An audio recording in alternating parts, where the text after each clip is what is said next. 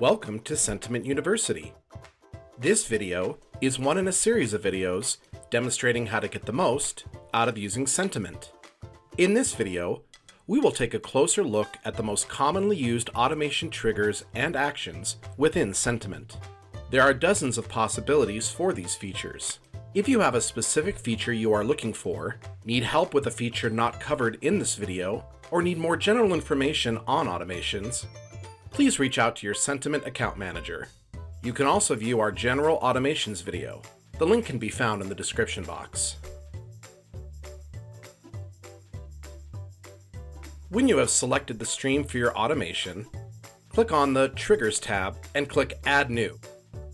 You will be prompted with several choices. Let's begin with the most common trigger, which is the phrase trigger. Here, you can insert keywords and phrases that Sentiment will detect within a conversation for the chosen social media account. When any of these words or phrases is used within a conversation, Sentiment will take the appropriate action as indicated. Next, we find the channel trigger.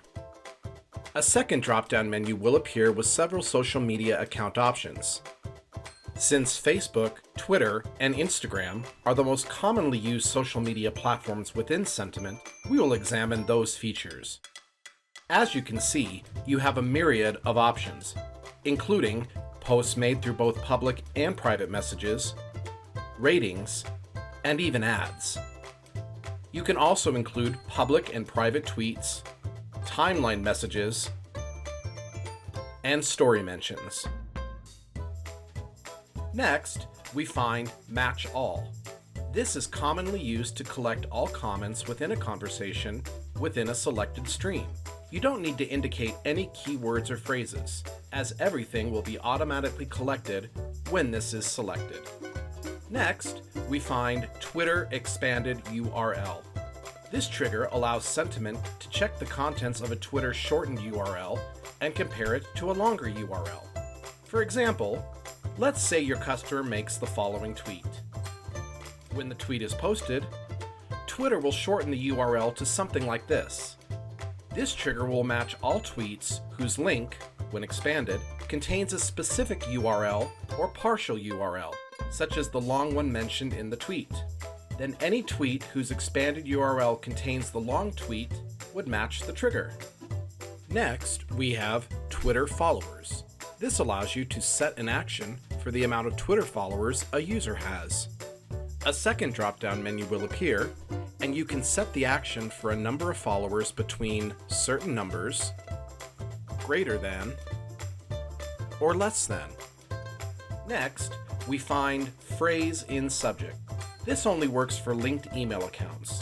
Simply put, when a certain set of words or phrases is used in the subject line of an email, it will trigger the desired action. Next is First Message in Conversation. When the first message is received from an account, it will automatically trigger the desired action. This feature is generally used to trigger an automation response, which we will discuss shortly. However, you can apply it to any action you choose. Last, we find Match Author Email. Again, this feature is exclusive only to linked email accounts. When selected, you will be prompted to enter either a full email address or just the domain name. Please be aware that all domain names must be prefixed with the ampersand symbol. When you have selected a trigger and entered any needed criteria, be sure to click the gray Add button. You will now be ready to move onto the Action tab.